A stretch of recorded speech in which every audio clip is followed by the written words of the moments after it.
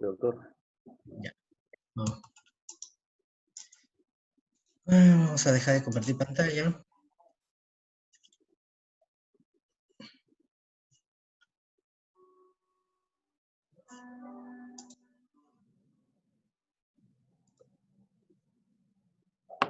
Bueno, buenas noches. Vamos a dar inicio a las reuniones del servicio de cirugía oncológica de la Red Asistencial de la Libertad. El tema en sí, bueno, en representación de los doctores de cirugía oncológica, que está constituido por el doctor Isaac Miranda, el doctor Mico Beco Gil, también el que les habla, el doctor Gayen Quedo, el doctor Folker Ágreda y el doctor García. Entonces, este tema lo hemos seleccionado primero para ser simple, ¿no? Lo simple a veces es lo más básico que puede haber, y vamos a ver qué tal nos está yendo con la parte del Zoom, sobre todo a nivel de nuestro servicio. Si es necesario ampliar el tema en una ocasión, ya lo vamos a ver, y luego voy a dar pase al doctor Edison Miranda. El doctor Edison Miranda, el doctor, perdón, Edison, es residente de segundo año de cirugía oncológica, ¿no? Y nos va a dar el tema precisamente que se refiere a la anatomía de la mama y de la axila. Muy bien. Así que, doctor Edison, le doy pase para que vaya presentando sus diapositivas y comparta la pantalla.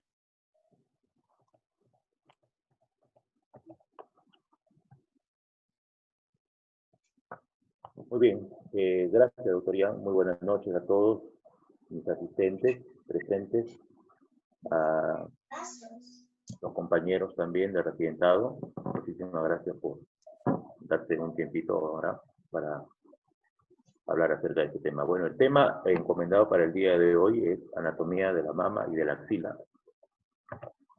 Solamente para dar algunos datos de importancia, tenemos que la mama, o el cáncer de mama en todo caso, se constituye... Doctor Edison, ¿ya compartió la pantalla? Perdón, disculpe. ¿Compartió la pantalla? Sí. No lo veo.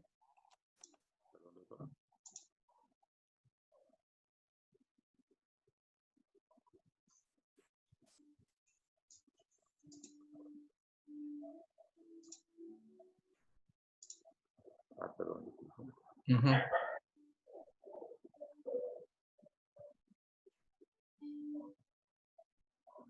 Ahora sí. Sí, doctor, yo puedo comenzar. Muy bien. Entonces, muy buenas noches. El tema encomendado para hoy día es anatomía de la mama y de la axila. Solamente para alcanzar algunos datos de importancia epidemiológica, tenemos que el cáncer de mama se constituye como el cáncer de más alta incidencia, y en cuanto a mortalidad es el segundo después del carcinoma de cuello uterino, ¿no? El cáncer de mama en mujeres en los Estados Unidos ocupa el de mayor incidencia y es la primera causa de muerte por cáncer. En Trujillo es el segundo lugar de incidencia y tercero como causa de muerte, y en la capital el primero en frecuencia. Desde 1996 al 2002, Albujar realizó un estudio, ¿no? Hay un problemita, perdón. ¿Ya? Donde se constituye como el cáncer de mama en cuanto a incidencia el segundo, que tiene mayor tasa de incidencia, y el tercero, ¿sí?, en frecuencia, después del carcinoma de cuello uterino y el carcinoma de estómago. Entonces, si tendríamos que establecer una definición de glándula mamaria, la glándula mamaria es un conjunto especializado de glándulas apócrinas que en el curso de la evolución modifican su secreción para la producción de leche. Muy bien, entrando entonces al tema en sí. En cuanto a la situación de la mama, vamos a tener un límite lateral, un límite medial, un límite hacia arriba y un límite hacia abajo. El límite lateral está dado por la línea axilar anterior, el límite medial, en este caso, por la línea paraesternal izquierda, en este caso, ¿no?, hacia arriba, limita a nivel de la tercera costilla, y hacia abajo limita a nivel de la sexta a séptima costilla, respectivamente. En el diagrama de la derecha vamos a ver que la glándula mamaria reposa sobre el músculo pectoral sobre el músculo pectoral mayor y en parte sobre el músculo serrato. Tiene su complejo areola-pezón, que ya lo vamos a ver más adelante, ¿no? Muy bien, ¿cuáles son los elementos de la mama? Son 3 los elementos de la mama: piel, ¿sí?, el tejido celular subcutáneo, es decir, la glándula propiamente dicha, y el complejo areola-pezón. Esto correspondería a la piel. Debajo de la piel tenemos la lámina premamaria, ¿sí?, y por detrás de la glándula y por delante del músculo pectoral mayor tenemos la lámina retromamaria. Esto es importante porque el tejido glandular mamario va a estar, digamos, organizado en pequeñas bolsas de tejido adiposo, por donde van a atravesar, ¿no?, o va a separar, en cierto modo, un tejido fibroso conectivo denominado los ligamentos de Cooper, que van a ir desde la lámina premamaria hasta la parte más profunda y van a reposar sobre la lámina retromamaria que se encuentra, hemos dicho anterior, al pectoral mayor, ¿no? Aquí igual podemos observar los ligamentos de Cooper que vienen desde la lámina premamaria hasta la capa más profunda por delante del pectoral mayor, que es la lámina retromamaria. Todo este trayecto, denominado ligamento de Cooper. Muy bien, ¿qué cosa es el complejo areola-pezón? El complejo areola-pezón mide, ¿no?, en promedio entre 3 a 6 centímetros, dependiendo obviamente del tamaño de la mama. Está constituido por una piel gruesa y va a presentar unos pequeños corpúsculos denominados, estos que vemos acá, alrededor del pezón, en la areola, denominados corpúsculos de Morgani, ¿no?, que va a ser rico en glándulas sebáceas, pero que en la gestación, la gestante va a tomar otra denominación y se van a denominar tubérculos de Montgomery. En este esquema de la parte inferior, vemos que el pezón está constituido entre 10 a 25 conductos galactóforos que van a desembocar en el pezón. En cuanto a la glándula mamaria, esta va a constar aproximadamente de 20 lóbulos o lobulillos, ¿no? Cada uno tiene un conducto excretor denominado conducto galactóforo y que se abre posteriormente en el seno galactóforo ubicado por debajo del pezón. Algo importante que hay que denotar acá es que a nivel del cuadrante superior externo, la mama se prolonga hacia el hueco axilar a través de una denominación anatómica denominada ola de Stenn.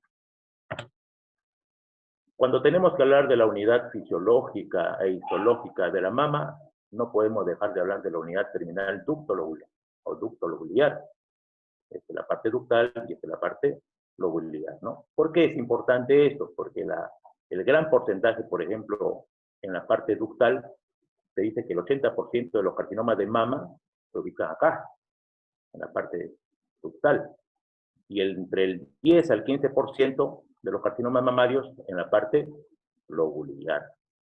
En este corte vemos a una mama, ¿no?, que está rodeada de estroma mamario, ¿no?, rodean toda la estructura funcional, la unidad funcional de la mama. ¿Y por qué es importante? Porque acá se establecen los famosos sarcomas mamarios, que es tema de conversación quizá de otra exposición, ¿no? Muy bien, vayamos a lo que es o corresponde a la irrigación arterial de la mama. Todo parte de la arteria subclavia, la cual es rama de la brachiocefálica. Esta arteria subclavia, ¿no?, que vemos por acá, va a dar origen a la arteria mamaria interna, va a descender paralelo a los arcos intercostales y va a emitir ramas que son perforantes y que van a ubicar o van a irrigar en todo caso a los cuadrantes superior e inferior interno de la glándula mamaria, en este caso de la mama derecha. Cuando esta arteria subclavia pasa el borde externo del primer arco costal que no se observa acá, toma otra denominación y se va a denominar arteria axilar, con su respectiva rama también, que lo vamos a observar acá. Entonces vemos que esta arteria axilar, al pasar el borde externo del primer arco costal, creo que tenemos una imagen más adelante donde se nota mucho más claro. Esta parte, este segmento va a denominarse arteria axilar con sus respectivas ramas. Tenemos la arteria torácica superior, tenemos la arteria acromiotorácica y la arteria torácica lateral o mamaria externa, que va a irrigar los cuadrantes, en este caso de la mama derecha, los cuadrantes superior e inferior externos de la mama. Y además de ello tenemos las arterias perforantes, ¿sí? Las perforantes intercostales laterales, que son estas, y las perforantes laterales mediales, que vendrían a ser estas. Muy bien. Acá tenemos un esquema donde nosotros podemos observar todo el trayecto de la arteria axilar, en este caso, ¿no? Hemos dicho que cuando pasa, esta es la arteria subclavia del lado derecho, cuando pasa el borde externo del primer arco costal, se convierte en arteria axilar, ¿no? La arteria axilar es importante, ¿por qué? Porque va a dar ramas, hemos dicho, la torácica superior, la acromiotorácica, la torácica lateral o mamaria externa, y también va a dar una rama subescapular, con dos ramas, una rama anterior, donde está el puntero, ¿no? Que tóraco dorsal se denomina, y una rama posterior, que vendría a ser la arteria subescapular circunfleja. Acá tenemos otro esquemita, donde nosotros podemos ver todo el trayecto de la arteria axilar, que es esta. La arteria axilar, miren si ustedes se fijan bien, va posterior y lateral a la vena axilar, en el lado derecho, ¿sí? Y acá tenemos el plexo braquial, con su rama, o una de ellas, que es el nervio tóraco-dorsal. En este lado nosotros vemos al pectoral mayor, con músculo deltoides, y el famoso surco deltopectoral, por donde perfora la vena mediana, perdón, la vena cefálica, con ramas de la arteria acromiotorácica, ¿no? Respectivamente. Acá lo vemos, miren ustedes. Igual acá, esta es la vena axilar, esta es la arteria axilar, este es el plexo braquial, este es el nervio tóraco-dorsal, ¿no? Aquí tenemos la vena cefálica, y estas serían las ramas de la arteria acromiotorácica del lado izquierdo, ¿no? Muy bien. Tenemos acá el músculo subclavio, hemos dicho que por encima está la arteria subclavia. Cuando pasa el borde externo de la primera costilla se convierte en arteria axilar, ¿no? Vamos a ver entonces que su primer ramo es la arteria torácica superior, esto sería la arteria acromiotorácica, ¿no? Esto correspondería a la arteria lateral, torácica lateral, o mamaria externa también, y esto que vemos acá correspondería a la arteria subclavia, con sus dos ramas, su rama anterior y su rama posterior, ¿no? La rama axilar también da otra rama, que es la arteria humeral circunfleja anterior, y esta que vemos por acá, que se da la vuelta y se une con esta, que correspondería a la arteria humeral circunfleja posterior. Bueno, esto creo que lo repetimos, ¿no? Muy bien. Lo que les estaba explicando, ¿no? Parece que se ha repetido una diapositiva. Entonces tenemos la subclavia, la axilar, esta es la arteria torácica superior, la arteria tóraco-acromial, esta es la arteria mamaria externa o torácica lateral, esta es la subescapular, su rama anterior y su rama posterior. Rama anterior de la subescapular o tóraco-dorsal, y la rama posterior de la arteria subescapular denominada arteria subescapular circunfleja.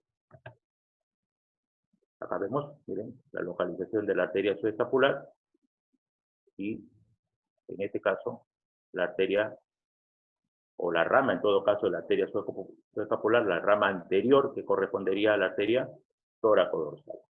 Aquí en el lado derecho nosotros podemos observar, ¿no?, todo el trayecto de la subclavia hasta convertirse en arteria axilar, parte de la vena subclavia y todo el paquete nervioso que transita desde el cuello hacia el miembro superior, ¿no? El plexo braquial. Esta flechita nos está demostrando acá la presencia del nervio tóraco-dorsal, que ya vamos a explicar más adelante de dónde nace y por qué es importante. Pero si ustedes se dan cuenta, perdón, disculpen, si ustedes se dan cuenta, pasa lateral y posterior a la arteria tóraco-dorsal, ¿no? Desciende. Este nervio tóraco-dorsal va a inervar el músculo dorsal ancho, ¿no? Que va a tener una función. El músculo dorsal ancho nos va a permitir hacer movimientos de aducción y de rotación del brazo hacia adentro, ¿sí? Cualquier lesión de este músculo, de este nervio tóraco-dorsal, impedirá entonces que nosotros podamos realizar estos movimientos, ¿no? El nervio tóraco-dorsal nace del fascículo posterior del plexo y a su vez se forma de las raíces C6, cervical 6, hasta la cervical 8 del plexo braquial. Muy bien, entonces la irrigación arterial de la mama estaría dada, ¿no? Cuando hemos hablado ya que la arteria subclavia da origen a la arteria mamaria interna, esta pasa, hemos dicho, el borde externo de la primera costilla y toma otro nombre, que correspondería a la arteria axilar. Tenemos el primer ramo, que es la arteria torácica superior, la arteria acromiotorácica, ¿no? La arteria torácica lateral o mamaria externa, que es esta, ¿no?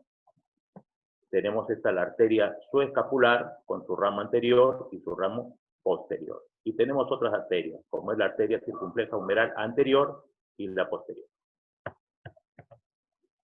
Muy bien. Algo importante que hay que mencionar acá es que, si ustedes se dan cuenta, la irrigación mamaria, la irrigación arterial de la mama, va desde la zona más profunda hasta la zona más superficial de la mama. Desde los planos más profundos hacia los planos superficiales de la glándula mamaria. ¿Para qué? Para formar una red arterial supramamaria, conocida como anillo vascular. La irrigación de las arterias más profundas hasta las más superficiales, formando entonces un anillo vascular. Es decir, van a unirse, van a concluir para formar ese anillo que vemos ahí. Muy bien, ¿cómo es el drenaje venoso de la mama? La mama presenta dos tipos de drenaje venoso, uno superficial y uno profundo. El superficial, que puede estar presente, ¿no?, en algunas mujeres, corresponde al plexo venoso superficial de Haller, así se denomina, y va a drenar ¿hacia dónde? Hacia la vena mamaria interna. Y por este lado tenemos el drenaje profundo, que va a drenar hacia la vena mamaria externa y hacia las venas intercostales. ¿Por qué es importante?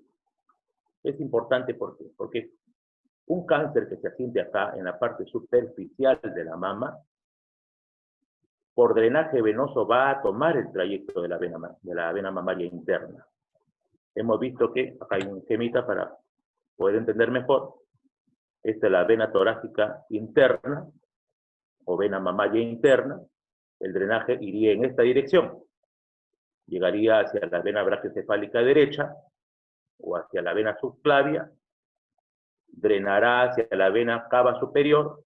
Por anatomía nosotros sabemos que la vena cava superior llega hacia el corazón derecho, ¿no es cierto? Llega hacia la aurícula derecha, pasa al ventrículo derecho y va a salir a través de la arteria pulmonar para llegar finalmente ¿a dónde? Al pulmón. Esto es lo que explicaría cómo un cáncer que se puede asentar acá a nivel superficial podría, o no es que podría, ¿no?, causaría o sería el causante de la metástasis de origen pulmonar.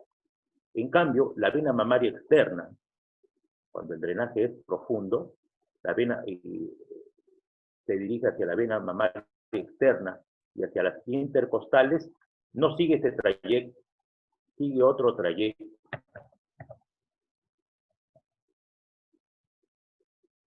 Desde las intercostales van directamente hacia la columna vertebral, específicamente hasta las vértebras, y de ahí va a migrar hacia el cráneo, produciendo metástasis a nivel del sistema nervioso central y hacia el tejido óseo.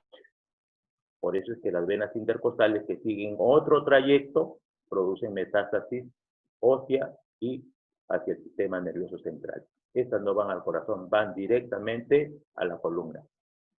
En este esquema que nosotros podemos ver acá, es igual, esta es la vena axilar, ¿no?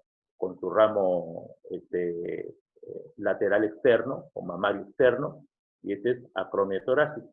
Si ustedes se dan cuenta, sigue el mismo trayecto hacia la vena subclavia, tronco brachiocefálico, derecho en este caso, llega a la cava superior, hemos dicho que llega a la aurícula derecha, pasa al ventrículo derecho, sale como arteria pulmonar y llega al pulmón para producir entonces, ¿qué cosa? La metástasis al pulmón.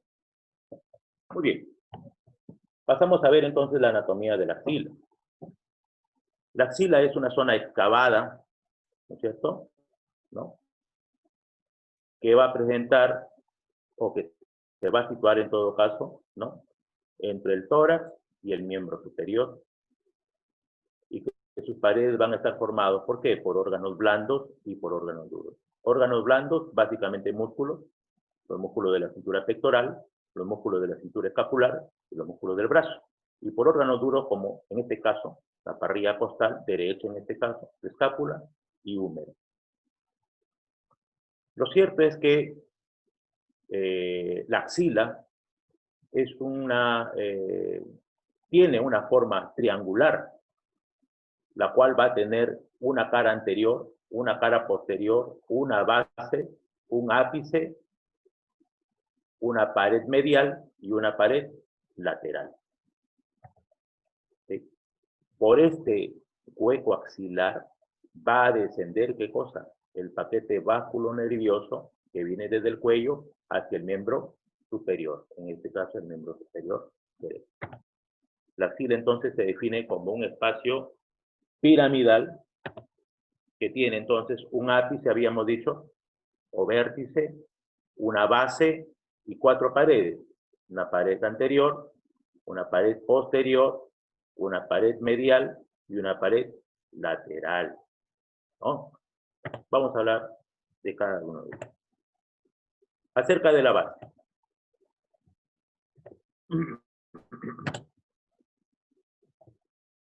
Muy bien, acerca de la base.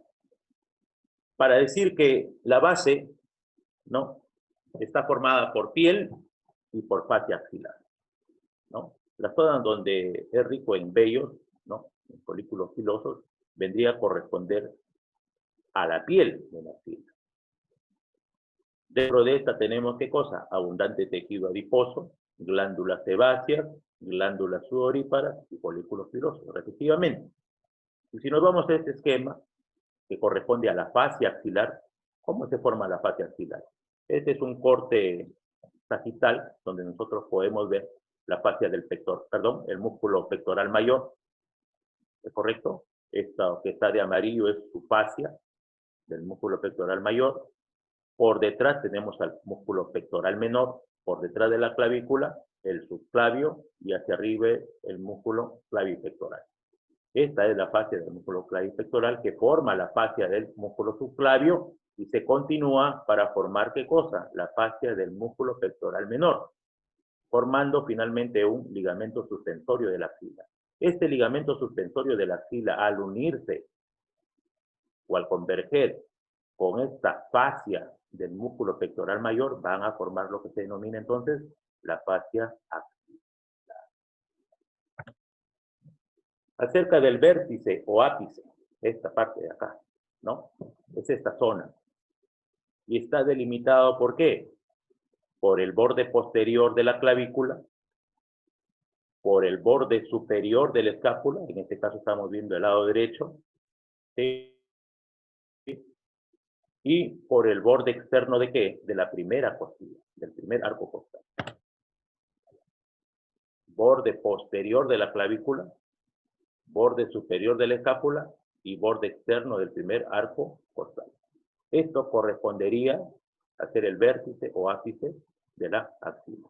Por acá van a pasar todo el paquete vasculonervioso, que viene desde el cuello, ¿no? Transita a nivel de esta zona, ¿sí?, y pasa hacia el miembro superior.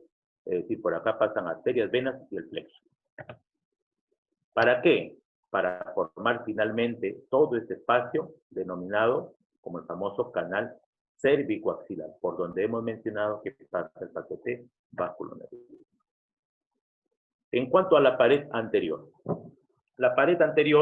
está formada por 3 músculos. Un músculo superficial y 2 músculos profundos. El músculo superficial es el pectoral mayor, ¿sí? Y los músculos profundos corresponderían al pectoral menor y al músculo subclavio. Vemos que entre el pectoral mayor y el músculo deltoides, lo veíamos en unas imágenes anteriores, que existe un surco, denominado, como nosotros sabemos, el surco deltopectoral, por donde emergen, ¿qué cosa? La vena cefálica y algunas ramas ¿de quién? Las ramas deltoideas de la arteria acromiotorácica. ¿Sí? En el corte sagital vemos que este ligamento costacoracoideo se forma a partir de la fascia del músculo clavipectoral, que a su vez forma la fascia del músculo subclavio y del pectoral. Muy bien. Cuando nosotros, por ejemplo, retiramos el pectoral mayor, vamos a observar un ligamento, ¿no? O membrana denominada ligamento o membrana costocoracoideo. Y por este orificio hemos dicho que emerge la vena cefálica y las ramas de la arteria tóraco-acromial. Vemos por acá también, ¿no?, que esta glándula mamaria muchas veces a través de la cola de Sten se prolonga y se extiende hacia el hueco axilar. En la pared posterior de la axila está formada por 4 músculos principalmente. El subescapular, el redondo mayor, el dorsal ancho y la cabeza larga del tríceps, como tenemos acá. En este corte parasagital, la pared posterior correspondería a esta zona. Esta es la pared anterior, ¿no? Pectoral mayor, pectoral menor. Este es la escápula, vean ustedes, esta es la escápula, ¿no? Este sería el músculo subescapular, ¿sí? Esto correspondería al redondo mayor y esto correspondería al dorsal ancho. En este corte no podemos observar al tríceps, obviamente. Y en este esquema, que lo hemos ampliado más adelante, es esto. Esto es importante, esta es una vista posterior, ¿no?, del hombro y del miembro superior derecho, parcialmente. Esto es importante porque acá tenemos algunas referencias anatómicas de importancia. Tenemos acá un triángulo, que es el triángulo homotricipital. Tenemos por acá un cuadrilátero, que es el cuadrilátero húmero-tricipital, y por acá tenemos un triángulo, que es el triángulo húmero-tricipital. Vamos a ver cuáles son los límites de este triángulo. Hacia arriba tenemos que limitar con el músculo redondo menor, hacia abajo con el redondo mayor, lateralmente con la cabeza larga del tríceps, y por acá van a salir unos perforantes, que es la arteria circunfleja escapular. En cuanto al cuadrilátero húmero-tricipital, o también llamado cuadrilátero húmero-tricipital de Belpont, ¿sí?, limita hacia arriba con el redondo menor, hacia abajo, si ustedes se dan cuenta, con la prolongación del redondo mayor, que es este, ¿sí?, viene desde acá, pasa por acá, ¿sí?, medialmente con la cabeza larga del tríceps, y lateralmente ¿con qué? Con el húmero, con el hueso húmero. Y por acá también van a emerger, van a perforar el nervio axilar, arteria y vena circunfleja humeral posterior. Y nos falta un triangulito, que es este, que es el triángulo húmero-tricipital. Si bien es cierto, por este triángulo no van a emerger, no van a perforar algunos elementos anatómicos, pero sí se pueden observar, como es, por ejemplo, el nervio radial y la arteria humeral profunda. En cuanto a la pared medial,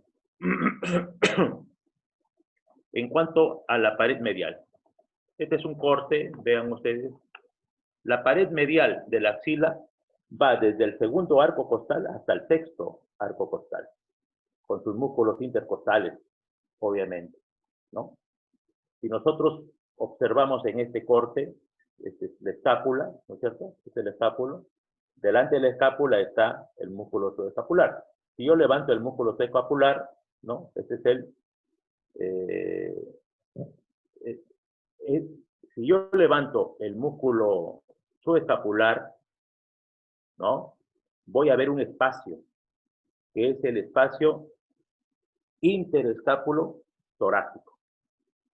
El espacio interescápulo torácico, que es este. Y si nosotros avanzamos, podemos observar dos elementos anatómicos. El nervio dorsal o torácico largo, ¿sí? Y la arteria torácica lateral. Nervio torácico largo y la arteria torácica lateral. Paralelo, la arteria torácica anterior y el nervio torácico largo posterior. Este es un corte transversal, ¿no? Donde vemos nosotros los elementos anatómicos del paquete vasculo nervioso, ¿no? Más externamente la arteria, si vemos desde acá, este es el arco costal, más externamente la arteria, medialmente la vena, el plexo braquial, ganglios y tejido adiposo. Este es el espacio que les hablaba, el espacio canal interescapulotorácico, ¿no? Cuando yo levanto el músculo subescapular, vemos este espacio, ¿no? Y a nivel del músculo serrato anterior, vemos que discurren dos elementos anatómicos, habíamos dicho, el nervio torácico largo y la arteria torácica lateral, ¿no? En este esquema de acá nos habíamos olvidado de mencionar que discurre el nervio intercostobraquial, que es un ramo cutáneo lateral del segundo nervio intercostal, ¿no? Y que se va a unir al nervio cutáneo medial del brazo, ¿no? Para hablar del nervio torácico largo, ¿sí? Vamos a ver que este nervio torácico largo va a inervar el músculo serrato anterior, ¿sí? Lo que va a permitir en parte dar movimiento al hombro, a la escápula. Y cuando se lesiona este nervio, produce el famoso síndrome de la escápula alada.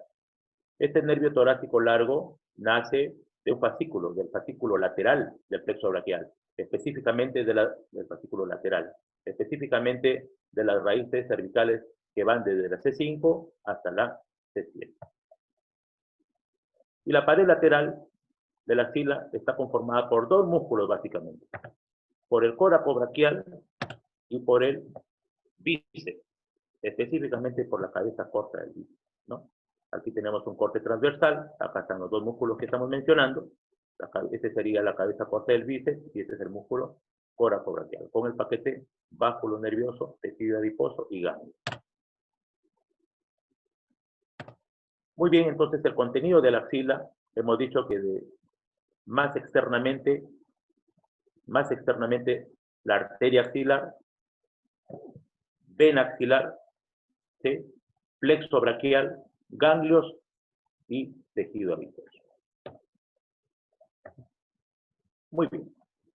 Cuando hemos mencionado de ganglios, no podemos nosotros dejar de hablar de los tres niveles de ganglios que existen en esta zona, o también denominados niveles axilares de Baird. Son importantes porque los vamos a disecar cuando nosotros realicemos las mastectomías, ¿no? Tenemos tres niveles de ganglios axilares y que están en relación directa con este músculo, con el músculo pectoral menor. Se toma como referencia la localización de estos ganglios, de sus tres niveles, se toma como referencia el músculo pectoral menor. Por ejemplo, esto que vemos acá de amarillito es el primer nivel de ganglios, que están conformados por la cadena de ganglios de la cadena mamaria externa, los ganglios de la vena axilar y los ganglios subescapulares. ¿Dónde se localizan estos? Estos se localizan lateralmente al pectoral menor. Lateralmente al pectoral menor o externamente al pectoral menor. ¿Sí? Son los ganglios de la cadena mamaria externa, hemos dicho, de la vena axilar y los subescapulares. El segundo nivel, tenemos dos grupos en el segundo nivel. Dos grupos de ganglios. Los ganglios centrales y los ganglios de Rotter. Los ganglios centrales se ubican por debajo del pectoral menor. Esto que está de azulito correspondería al segundo nivel de ganglio. Hemos dicho que existen dos grupos. Los ganglios centrales que se localizan por debajo del pectoral menor. Y los ganglios de Rotter que se localizan entre el pectoral mayor y el pectoral menor. ¿Sí? Vuelvo a repetir, tenemos dos grupos. Los ganglios centrales que están por debajo del pectoral menor y los ganglios de Rotter que se encuentran ubicados entre el pectoral mayor y el pectoral menor. Y un tercer grupo, que es esta zona verdecita, que son en relación al pectoral menor, son mediales al pectoral menor y hacia arriba. Los ganglios infraclaviculares. Los ganglios infraclaviculares. Medial al pectoral menor y hacia arriba. Ganglios infraclaviculares. Bueno, se dice que para realizar una buena disección hay que sacar por lo menos como mínimo 10 ganglios axilares, ¿sí? Tanto de nivel 1 como de nivel 2, ¿no? Bueno, este es un cadáver donde se le ha extraído, se le ha sacado, ¿no? Se le ha retirado la clavícula, se le ha retirado el pectoral mayor y acá vemos los tres grupos axilares, ¿no? De ganglios. Primer grupo, segundo grupo y tercer grupo. Hemos dicho que el primer grupo es lateral o externo al pectoral menor.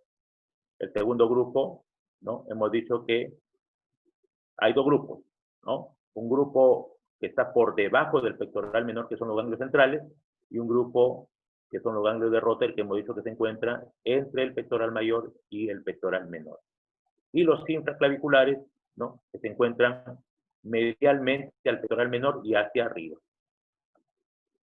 Bueno, creo que hemos terminado con las disculpas del caso.